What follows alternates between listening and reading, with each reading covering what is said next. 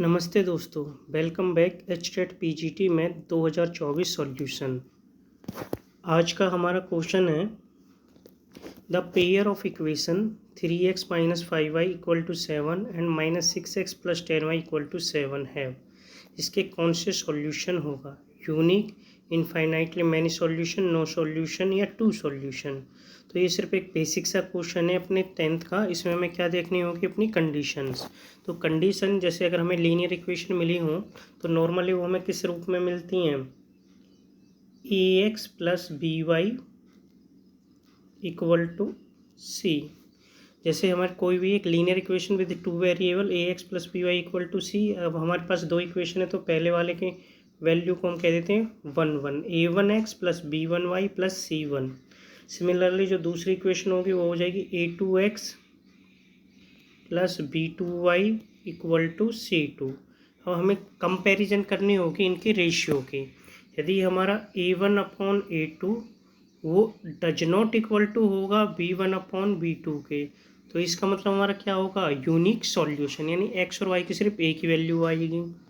और यदि मान के चलिए a1 अपॉन a2 वो तो हमारे इक्वल होगा b1 अपॉन b2 के, लेकिन नॉट इक्वल टू है c1 अपॉन c2 के।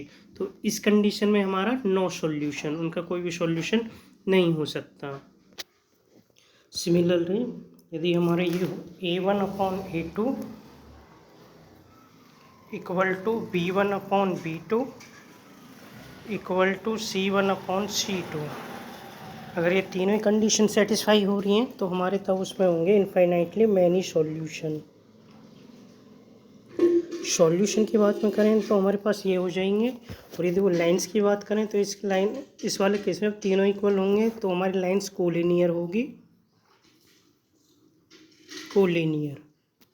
और जैसे ये था हमारा, अगर ये हो a1 upon a2 does not equal to b1 upon b2, solution में तो होगा हमारा यूनिक सॉल्यूशन और लाइन एक दूसरे को इंटरसेक्ट करेंगी। और यदि हमारी ये a1 upon a2 equal to b1 upon b2 c1 upon does not equal to c1 upon c2, तो इसका नो सॉल्यूशन। और ये लाइन्स होंगी वो एक दूसरे की होंगी पैरेलल।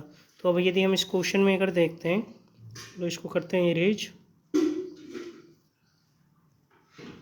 हाँ जी, अब जैसे इसमें ये दिया हुआ था तो ये हमें दिया हुआ है जैसे 3 upon minus 6 equal to b1 upon b2 को करें माइनस 5 अपॉन 10। यदि हम शुरू में इन दोनों के कंपैरिजन देखें तो ये तो हमारे माइनस के 1/2 ये तो ये हो गया 1/2। और यदि हम आगे देखें तो वो क्या हो गया 7 अपॉन 7, यानी कि तो 1 ये इक्वल नहीं है, तो इसमें हमारा इसका क्या हो जाएगा?